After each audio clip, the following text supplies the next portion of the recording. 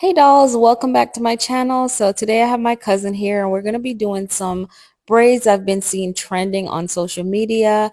If you guys follow up on braid pages, I'm sure you've probably seen this. It's nothing too complicated. It's about 10 to 15 stitch braids, but they're done in a design style, which is kind of new, it's kind of different. But there's not much I can really train on this video. So I'm going to be not talking as much, but while I'm not talking, I'm going to throw in some sound, some music so you guys can listen and watch like you used to. Because, when my channel first started out, I just played music. I didn't even talk back then. So this might be something similar, but I will pop in and out when I feel like there's something I can train you guys on or speak about when it comes to the design. But for now, I already started with my famous middle part.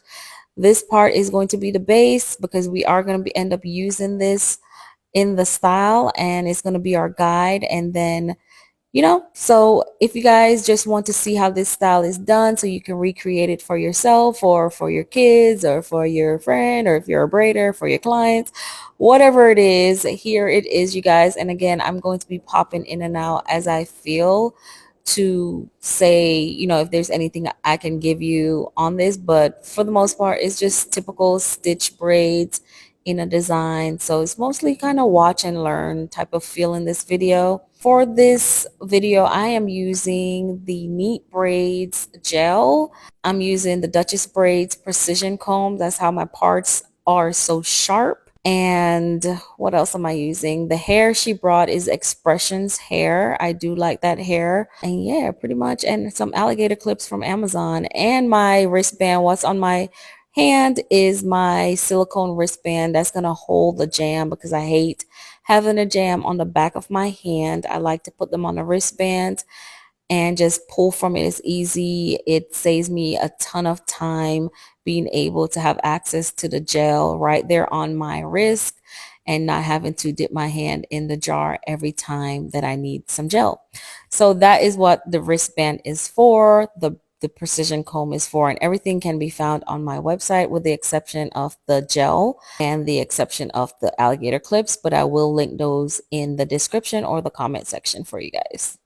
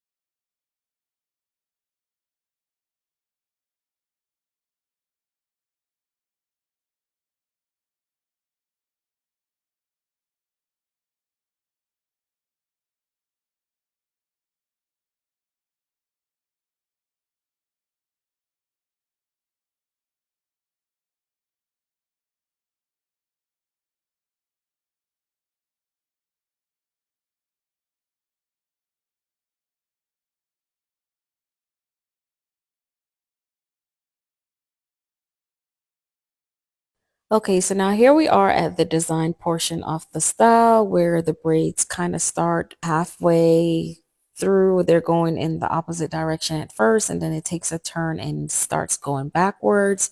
So it's almost like a hook kind of look, and that is just the style now. I'm just gonna alternate the direction at each turn. It just doesn't have much symmetry to this style. It's just kind of like, yeah, as you guys can see further on in the style, is just kind of doing its own thing. So yeah, this is how it's gonna start off as a hook. So as you can see, I'm cleaning up this part right now, and that's where the braid is going to start at, and then it's going to curve around at the front and go backwards.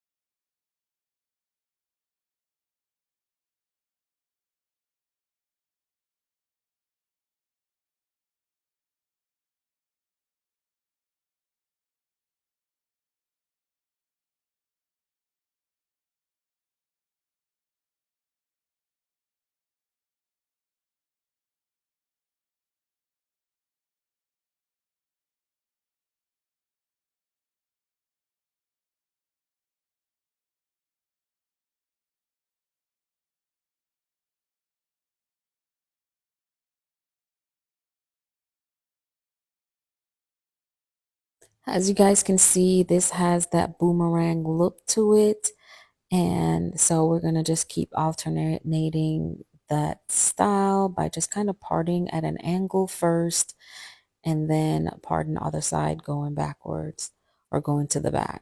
One thing I want to note about her hair is she has a smaller nape. So that is the size in the back of her neck.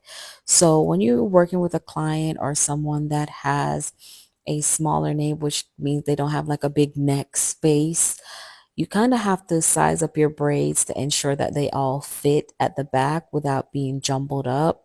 So this is what I work on here with her, is just as I go back, the braid gets extremely, the space that I need to braid gets extremely smaller. And this is why the middle part is important, because the middle part is going to let me know like, hey, like you need to make sure you have enough space back there to do this hair, and don't come over on, if you start in the middle at the top, don't come over on the other side, trying to take up space. Like, yeah, you got to make everything fit on that side and then make everything fit on the other side. So that's why the first braid that I did on her right side, that's why I kind of had it fall short. I didn't fully take it all the way to the back because I know that she has a short nape, and that's why that braid fell right there behind her ear like that and didn't go all the way down to the back of her neck, because we don't have the space back there. We don't have the real estate.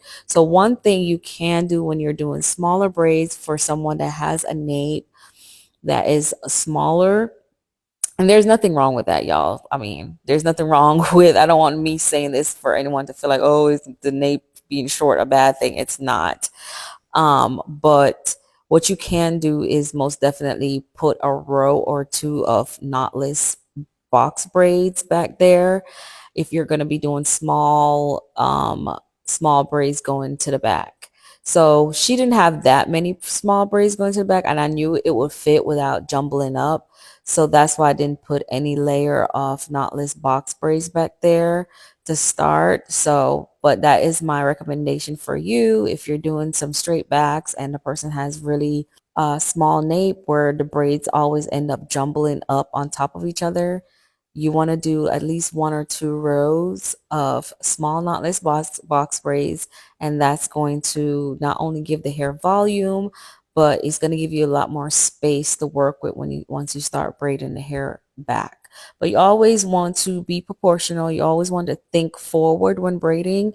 Just don't think about just that one braid. You always want to think 10 steps ahead so that things like this don't happen after the fact. So you don't want to get halfway and you're like, oh my God, like all this hair is not fitting. You kind of have to assess the head before you even jump into it. And that is one of the main things that I do is once I see the client, you guys see I'm like fluffing the hair out and stuff.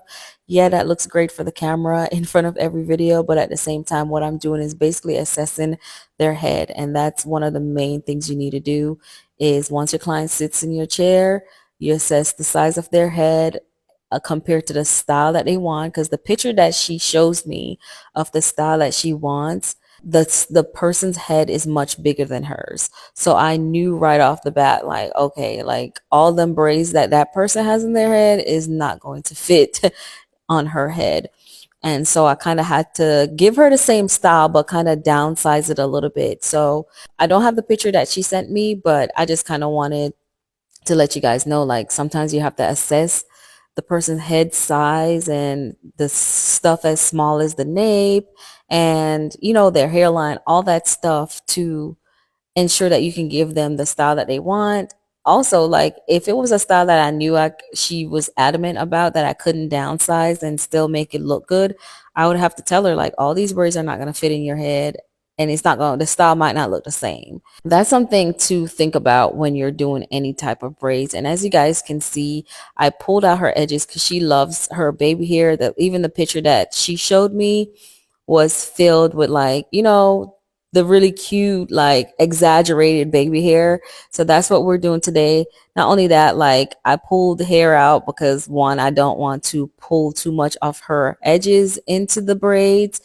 because I don't want it to damage it. That's what I'm doing now is I've assessed the size of her head, and as you can see, I'm going back to the back, and this braid itself also is going to stop short. This is your time to take advantage of the hair that's right behind the ears, and these are the braids that you can stop short, as in you don't have to braid them all the way back. As you can see, stop short right behind her ear because we don't have space back there because then they're going to be on top of each other.